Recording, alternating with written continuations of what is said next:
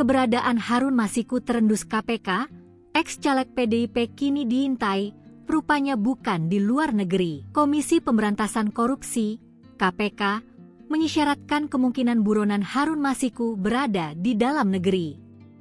Tim penyidik KPK baru saja kembali dari sebuah lokasi di luar kota setelah menindaklanjuti informasi mengenai keberadaan ex-caleg PDIP tersebut. PLT Deputi Bidang Penindakan dan Eksekusi KPK, Asep Guntur Rahayu, mengungkapkan bahwa dalam beberapa minggu terakhir, penyidik secara aktif melakukan pencarian di sebuah kota di Indonesia. Asep mengonfirmasi bahwa pergerakan tim didasarkan pada adanya informasi spesifik mengenai lokasi persembunyian Harun.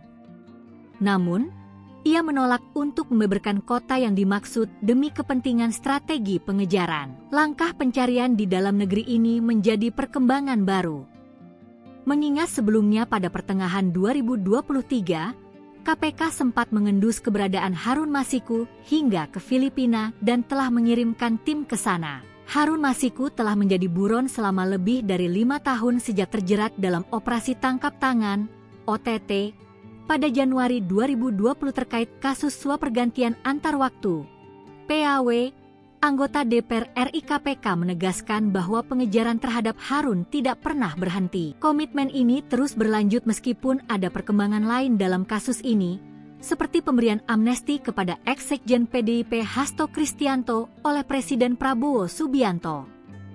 KPK memastikan amnesti tersebut tidak berpengaruh pada status hukum Harun Masiku sebagai tersangka. Harun Masiku adalah mantan calon legislatif dari PDI Perjuangan yang menjadi buronan Komisi Pemberantasan Korupsi, KPK, sejak Januari 2020. Dia diduga terlibat dalam kasus suap terkait pergantian antar waktu.